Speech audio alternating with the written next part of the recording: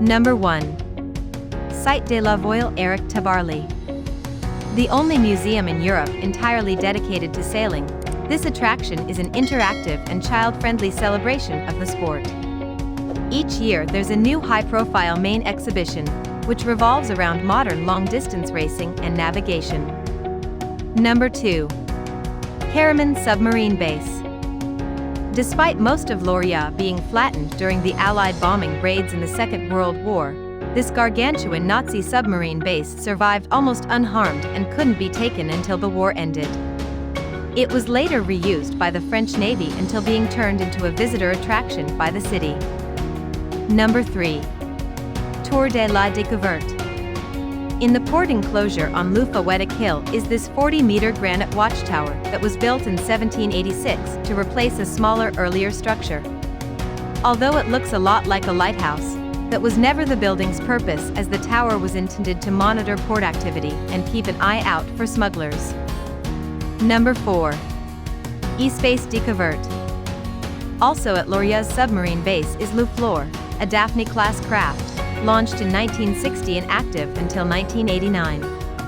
In 2010, the submarine was put into dry dock in one of the base's concrete cavities and opened as a museum vessel.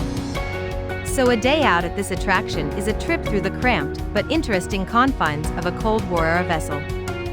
Number 5. Musée de la Compagnie. There are half-hourly ferries across the bay in Lorient to Port Louis. And this is a trip you have to make if you'd like to get to grips with Lorient's roots. That's because inside the 17th century Vauban Fort is the Compagnie des Inns Museum. Number 6.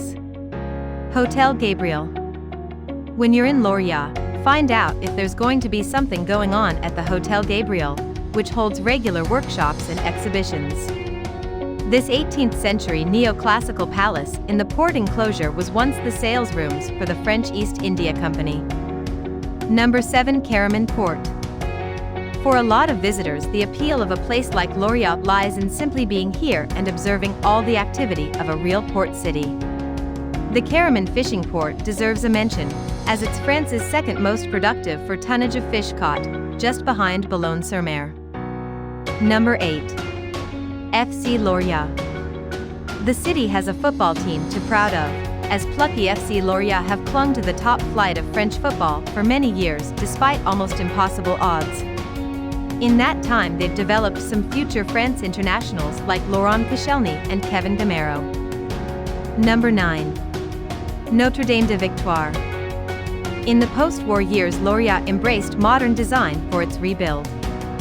And though this architecture doesn't have the same mystique as in more historical cities, there are a few monuments to check out. The standout is this church, made of reinforced concrete in the mid-1950s. Number 10. Groix Island. The region's second-largest island is a ferry ride from Lorient, and it would be worth your while booking accommodation here for a night or two to get the most out of this unspoiled place.